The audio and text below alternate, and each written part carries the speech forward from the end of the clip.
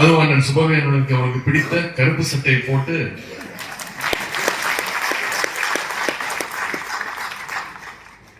ஒரு காதலனை இம்ப்ரெஸ் செய்வதற்கு ஒரு காதலை இம்ப்ரெஸ் செய்வதற்கு என்னமோ முயற்சி எல்லாம் செய்வாங்க. அப்படி நான் இன்னும் ட்ரை செய்து கொண்டிருக்கிறேன். இன்னொரு சிறப்பு, சிவகேந்திரன் அண்ணன் அவர்களும் இங்க முத்தராமன் அவர்களும் இங்க பேசியது போல குறிப்பிட்டது போல என்னுடைய இல்லத்திற்கு வந்து என்னை சந்திக்க வேண்டும் என்று நேரம் கேட்டாங்க. நீங்க எப்ப வேணா வரலாம் என்ன அப்படின்னு சொன்னேன். வந்தோடனே இப்படி ஒரு நிகழ்ச்சி இருக்குன்னு சொன்னோடனே அவனே ஒத்துக்கிட்டேன், வந்துடுறேன் அப்படின்னு.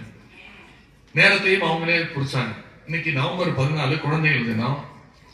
நான் சொன்ன நிச்சயமாக பள்ளிக்கல்வித்துறை அமைச்சர் ஒவ்வொரு வருஷமும் ஏதாவது நிகழ்ச்சி நடத்துவார் பள்ளிக்கல்வித்துறை சார்பாக.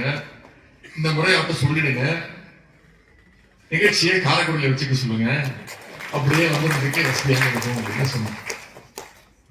அதன்படி அந்த தேதியை வாங்கி ஒரு மாதத்துக்கு 20 நாட்களுக்கு முன்பே அதை கொடுத்தாச்சு. ஒரு 10 நாட்களுக்கு முன்பு நம்முடைய முதலமைச்சர் கழக தலைவர் அவர்கள் என்னை அழைத்து, பொதுவாக தலைவர் அவர்கள் என்னை அழைத்து என்ன சொன்னாலும் நான் எதிர்த்து ஒரு கேள்வி கூட கேட்க மாட்டேன், திரும்ப பேச மாட்டேன். ஏன்னா அது காரணம் தெரியாது எனக்கு தெரியும். என்ன இப்படி சொல்ல மாட்டேன், எதிர்த்து பேச ஆரம்பிச்சேன், அதே தொலைக்காட்சி பார்க்கறானா வேற ஏதாவது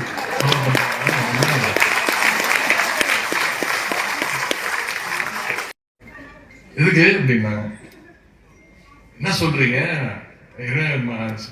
சுபவேந்தன் வந்து தேடி வாங்கியிருக்காங்க. ஆமா மன்னிச்சு நீங்க போயிட்டு வந்துருக்கீங்க, டெல்லிக்கு வேற யாரோ ஏன் குறிப்பிடுறேன்னா, இந்த நிகழ்ச்சி அவ்வளவு முக்கியமான ஒரு நிகழ்ச்சி. எந்த பணியாக இருந்தாலும் இந்த நிகழ்ச்சியில கலந்து கொள்வது என்னுடைய வாழ்நாளில் ஒரு மறக்க முடியாத நிகழ்ச்சியாக கலந்து கொள்கிறேன். பேசும்போது எல்லாம் குறிப்பிட்டு சொன்னாங்க, துணை முதலமைச்சரே வந்திருக்காரு, துணை முதலமைச்சரே வந்திருக்காரு. நிஜமா சொல்றேன், அந்த எண்ணத்தோடு நான் வரவில்லை. உங்க வீட்டு பிள்ளையாக, உங்க குடும்பத்துல ஒருவராக நான் வந்துள்ளேன்.